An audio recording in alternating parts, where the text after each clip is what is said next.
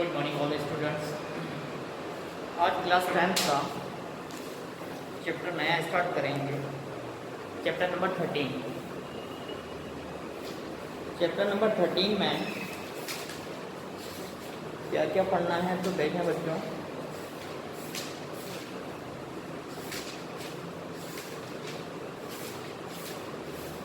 Chapter number 13 निकालें सब। Chapter number 13 में 13.1 निकालें। देखें, इसमें स्पर्श रेखा की बात करेगा, मतलब व्रत के बारे में ही पढ़ेंगे अपन तो, पर व्रत किस किस प्रकार के होते हैं उसके बारे में पढ़ेंगे। व्रत एवं स्पर्श रेखा के बारे में पढ़ेंगे। क्या अध्याय नंबर 13, चैप्टर नंबर 13, व्रत एवं स्पर्श रेखा। चैप्टर नंबर 12 में अपन पढ़ चुके हैं स्पर्श रेखा के बारे में। पता है स्पर्श रेखा व्रत की बात करते हैं तो व्रत पर कितनी स्पर्श रेखाएं खींची जा सकती हैं, व्रत पर कितनी स्पर्श रेखाएं खींची जा सकती हैं तो उसके बारे में पढ़ते हैं। देखो,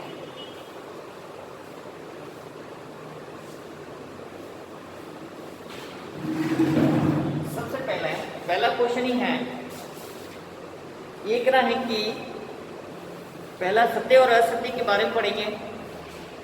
किसी व्रत की स्पर्श रेखा वो रेखा है जो व्रत को दो बिंदुओं पर प्रतिच्छेद करती है। सत्य और असत्य बताना आपको। व्रत की स्पर्श रेखाएं कितनी बनती हैं, मतलब व्रत पर स्पर्श रेखाएं कितनी बनती हैं। हमेशा व्रत पर स्पर्श रेखाएं एक ही बनती है। कितनी बनती है? एक ही बनती है।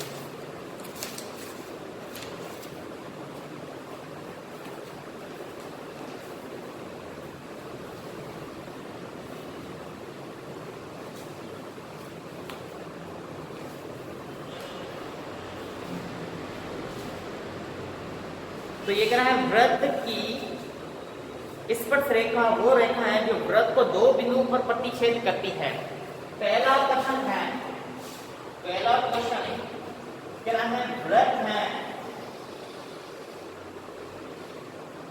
उस पर यदि स्पर्श रेखा खींची जाती है तो वो कितने बिंदु पर प्रतिच्छेद करती है, ये बताना है आपको।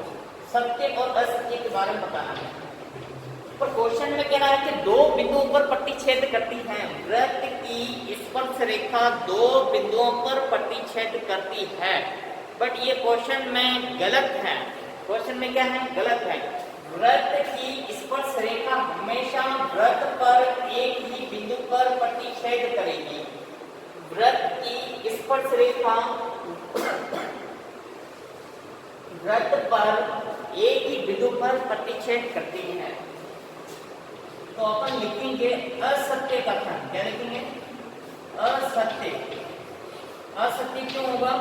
क्वेश्चन में तो कह रहा है कि दो बिंदुओं पर प्रतिच्छेद कर रही है, लेकिन यहां पर क्या है? एक बिंदु पर प्रतिच्छेद कर रही है। ये पहला। दूसरा ऑप्शन क्या है? दूसरे ऑप्शन के बारे में पढ़ते हैं। देखें, एक स्पर्श रेखा एक्स वाई O केंद्र वाले व्रत को P पर स्पर्श करती है।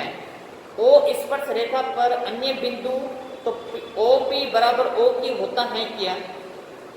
क्वेश्चन नंबर 2 का ये कथन असत्य है, क्योंकि OP स्पर्श रेखा पर लंब है तथा लंब सभी दूरियों से छोटा होता है। क्वेश्चन ने क्या कहा है? देखो ध्यान से सुने वापस। एक स्पर्श रेखा XY O केंद्र वाले व्रत को P पर स्पर्श करती है।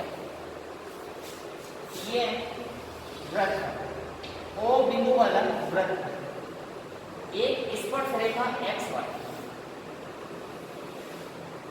एक स्पर्श रेखा XY, यह बिंदु क्या है? P है, O है।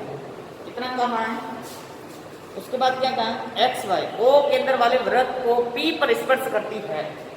Q स्पर्श रेखा Q स्पर्श रेखा पर अन्य बिंदु है, Q स्पर्श रेखा पर अन्य बिंदु है, तो क्या OP बराबर OQ होता है क्या? OP बराबर OQ होगा क्या? स्पर्श रेखा पर एक अन्य बिंदु है, मान लो Q बिंदु है, क्या है? Q बिंदु है। क्या OP बराबर OQ हो सकता है क्या? यहां से देखो, ये इसको मिला, क्या OP बराबर OQ हो सकता है क्या? नहीं हो सकता। OQ और OP कभी भी बराबर नहीं होगा, बराबर नहीं होगा तो कथन क्या होगा? असत्य। क्या होगा कथन? असत्य। तीसरा पॉइंट, वृत्त पर स्थित बिंदु P व Q पर दो स्पर्श रेखाएं L, M एंड XY खींची गई है। यदि PQ व्यास है तो LM और XY क्या समांतर होगी या नहीं होगी? LM और XY क्या समांतर होगी क्या नहीं होगी? देखो तीसरा पॉइंट यहां लिखते हैं,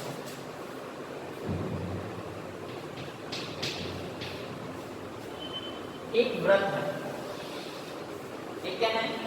वृत्त है। वृत्त पर स्थित P व Q दो स्पर्श रेखाएं, P और Q दो स्पर्श रेखाएं L, M और XY है। यहां पर P ये O बिंदु है, ये P है, ये क्या है? Q है। दो स्पर्श रेखाएं, दो स्पर्श रेखाएं, एक क्या है? L, M, L से M, दूसरी XY, XY।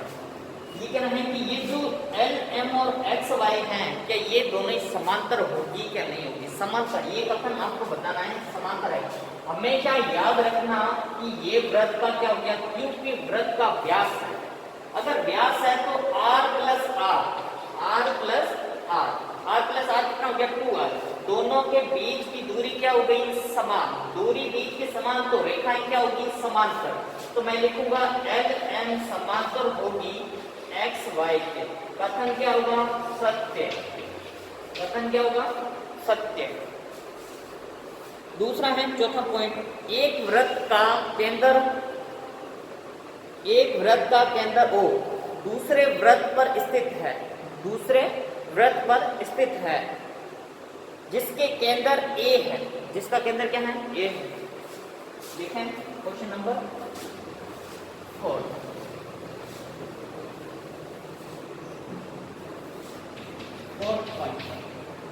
एक वृत्त है,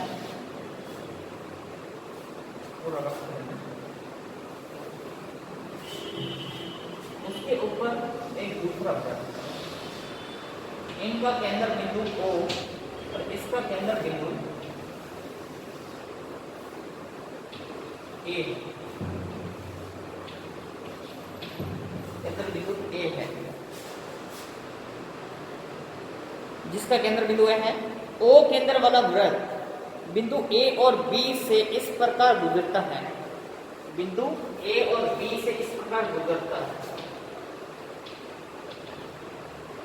O बिंदु B से इस प्रकार गुजरता है, खींची गई स्पर्श रेखा वृत्तों को प्रतिच्छेद बिंदुओं से गुजरती है कि नहीं होती? कथन क्या होगा? सत्य होगा। देखो यहां पर एक बिंदु B है, यहां से एक रेखा जो B बिंदु है, यहां से ये कह रहा है, ये जो रेखा है ना, इस दोनों वृत्तों को प्रतिच्छेद करती है क्या नहीं करती है? दोनों वृत्तों को प्रतिच्छेद करेगी, तो कथन क्या होगा? सत्य। क्या होगा? सत्य। कथन क्या होगा? सत्य। पहला क्वेश्चन कंप्लीट सत्य और असत्य के बारे में बताना था। दूसरा क्वेश्चन है रिक्त स्थानों की पूर्ति करना। रिक्त स्थानों की पूर्ति करने के लिए एक वृत्त पर स्थित एक बिंदु से एक ही स्पर्श रेखा खींची जा सकती है। वापस सुने क्वेश्चन, एक वृत्त पर खाली जगह जो दी गई है उसका रिक्त स्थान, एक वृत्त पर स्थित एक बिंदु से एक ही स्पर्श रेखा खींची जा सकती है। रिक्त स्थान। क्वेश्चन नंबर सेकंड का फर्स्ट, एक ही स्पर्श रेखा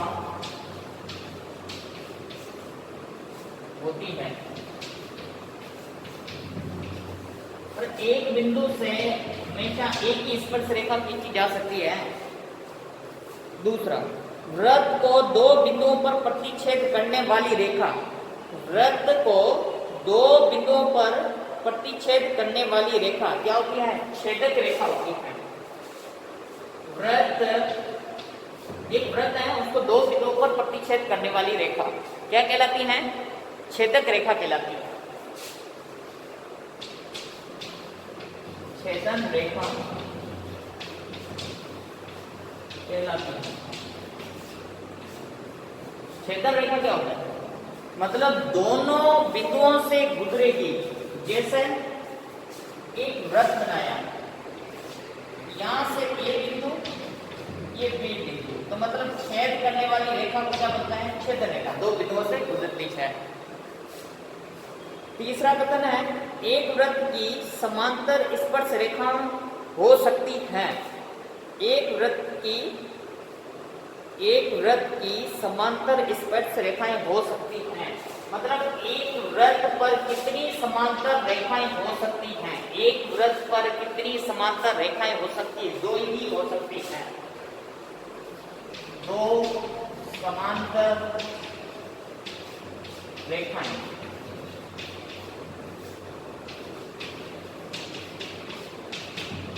होंगी, दो समांतर रेखाएं होगी।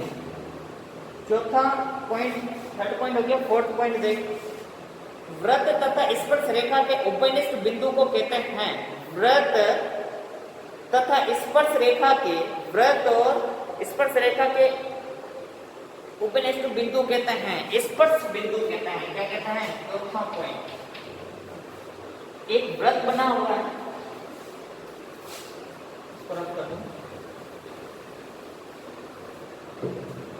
एक वृत्त बना हुआ है, इसका केंद्र बिंदु वो है, यहां से स्पर्श रेखा पर ये बिंदु है, तो स्पर्श बिंदु होगा। क्या होगा? स्पर्श बिंदु। क्या होगा? स्पर्श बिंदु। स्पर्श बिंदु। ये क्वेश्चन नंबर सेकंड कंप्लीट हो गया आपका। उसके बाद है क्वेश्चन नंबर थर्ड, जो बाद में करते हैं, अभी मैंने ये लिख लिया आपका।